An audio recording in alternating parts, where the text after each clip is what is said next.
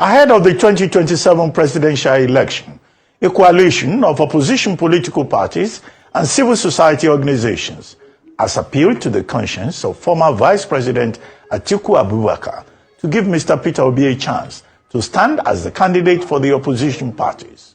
The coalition, under the aegis of Agobi 27, rising from a three-day crucial stakeholders meeting in Abuja, stated that the duo contesting at different party platforms will amount to splitting votes from the opposition coalition parties and possibly will ensure a smooth sail of the APC to victory. According to the group, while Tinubu could easily defeat both Atiku and Obi if they contest on separate platforms by using federal machineries and institutions to rig against them, 100 Tinubus with 100-fold of all the structures and institutions at his command cannot return to office in 2027 if Atiku gives Peter Obi a vice presidential choice and stands behind Obi for the 2027 presidential race. Joining us on this show to discuss their plea to former Vice President Atiku Abubakar and why they feel it doesn't stand a chance against President Tinubu is Prince Tony Akene, Interim National Publicity Secretary, Labour Party. Good morning, Prince Akene, and thank you very much for joining us on the morning show. Thank you for having me. It's nice to be here again. Okay. Prince Akene, former Vice President Atiku Abubakar has been in this presidential race since 1993. He has contested 6 times. Most recently, when someone made this same suggestion that he should not run again, he should allow a younger person to run, he's getting old and all that. That was a very strong statement coming from his media office saying that no, he's going to run in 2027.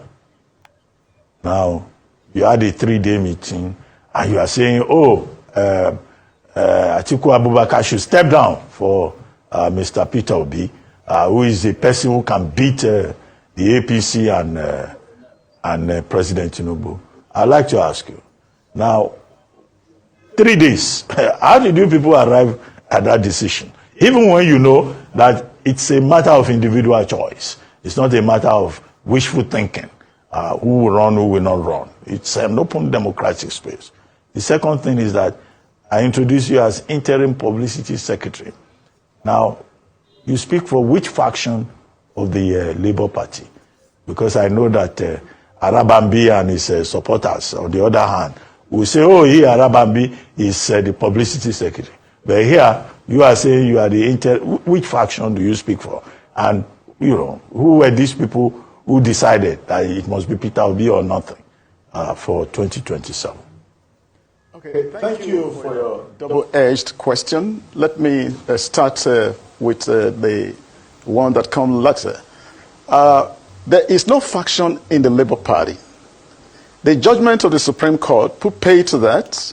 The interpretation that followed a few months ago also sealed that judgment. There is only one Labour Party. Whatever else you're seeing outside the Senator Nenadi Usman-led leadership of the Labour Party is just smoke and fog that is being created for persons who have determined that the progress of this country and the progress of the Labour Party in particular is not of any interest to them. All they seek is a platform to line their pockets by impersonating the structures, the institution of the Labour Party. But that is beyond their reach now, because both the Supreme Court and the Federal High Court interpretation that came afterwards has put any activity of the Labour Party beyond their reach. There is only one body, the one led by Senator Nenadi Usman as the interim national chairman, and that is the only one that exists. Then, coming back to the question of the Agobi 2027, Agobi is an acronym that stands for Atiku, please give us Obi in 2027. You will recall that in the run-up to the elections of 2023, a body of patriotic young Nigerians besieged the Wadata Plaza where PDP has their national headquarters. And what was their objective that time? They were there to plead, PDP, give us Peter Obi, because they had seen something unique in Peter Obi. They held peaceful rallies, they pleaded on their feet, they pleaded on their knees. PDP turned their backs on their pleas. And that was the seminar beginning, the seed that led to the body we call the Obedient Movement today. When Peter Obi resigned, that body continued the plea. They went with him, and then it snowballed into first a national momentum and then a global momentum, in the sense that Nigerians in diaspora saw the unique qualities of Peter Obi and put their muscles behind the Obi movement, and it became what it became, a fireball in Nigerian political history that has never been seen before. And what happened? In a short time, the name Peter Obi has become the central word in the political encyclopedia of Nigeria. All right. Now, here we are again, 2025, on the wrong way to 2027. The same understanding that our country has been blessed by an extraordinary individual in the person of Peter Obi. We also have a similar understanding that our country has been blessed by an extraordinary person in the person of Alhaji, His Excellency Alhaji Atiku Abubakar.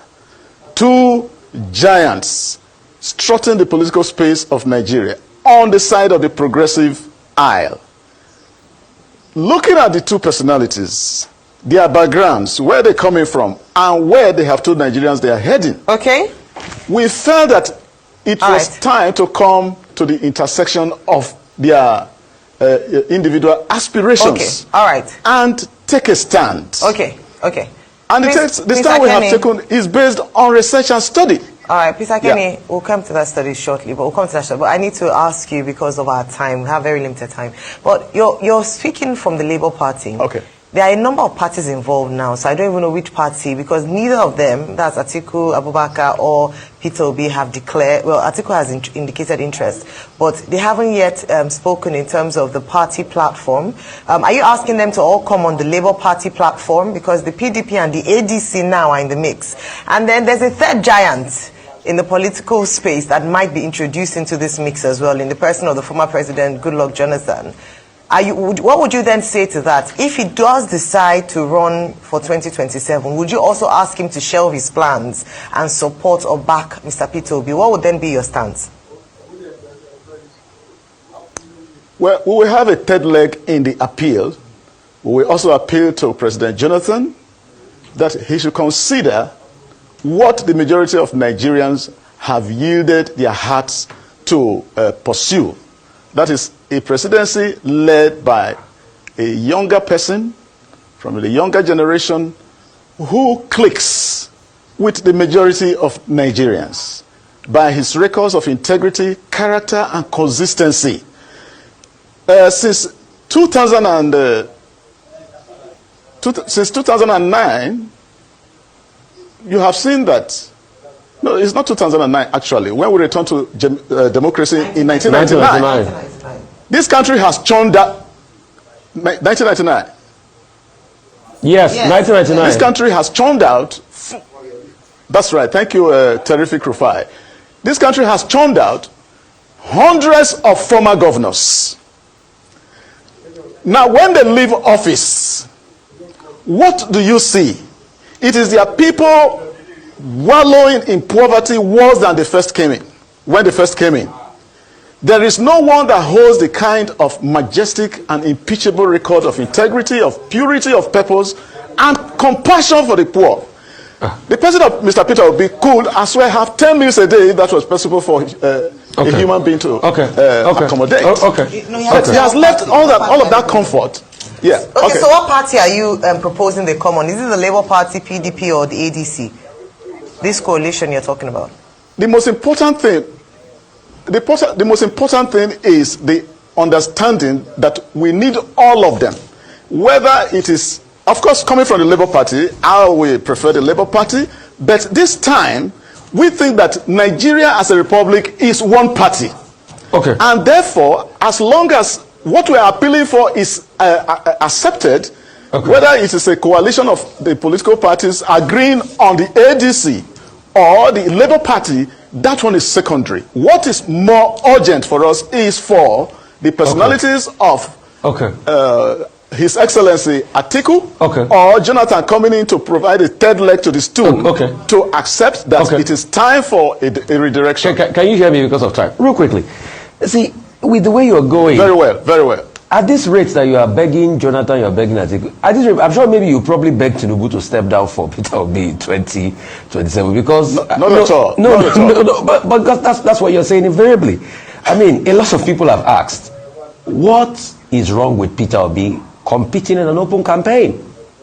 So can't he go ahead and face Atiku in an open primary? Because that's what some of the people against him normally say. That, you know, he wants everything to be done for him already and he just emerges. That he should go and campaign in an open campaign. And you said he has an impeachable record. People are saying that against him. They are saying a lot of things against him. In a state, for instance, they are saying, you didn't turn the state into paradise. Some of the opposition figures against him are saying, you didn't turn the state into paradise when you were there. They are also talking about money that was kept in safe havens, although Mr. Peter Obi has come to explain himself on that, but these things keep coming up. They are also talking about his support for, groups and not being able to condemn activities of insecurity in the southeast. A lot of people are also saying things like, oh, he didn't do as much as he claimed. He was also hypocritical in his time. So why is he being shielded? Why can't he be made to run in an open contest against Atiku Abubakar and the best man wins? Why are we begging everybody? That's why I say at this rate, maybe we'll probably beg Tinubu to also step down for him.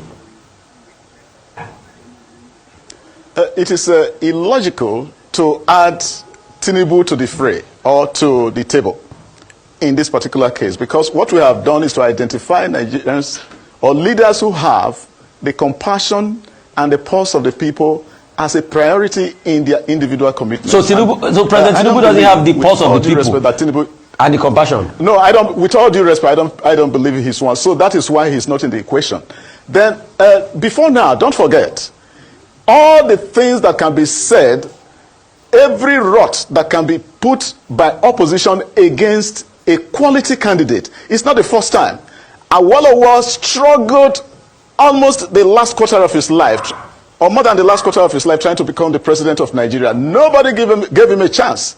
But when the man lay still in death, even the Ikemba of Inewi, or Ikemba Inewi, said, here lies the best president Nigeria never had. Even Jesus Christ, there was an option to choose between the rogue, the thieves in Jerusalem, and the Savior. They chose the thieves to be freed and the Savior to be crucified. So we don't expect that Peter Obi will stand up for election and there will be no mudslinging or digging up of all kinds of materials to malign him. But like you said it yourself, Mr. Rufai, that he has come and explained it. And I'm sure you were satisfied when Mr. Obi explained that. Mr. Kenny, thank you so much. I believe your point has been established this morning.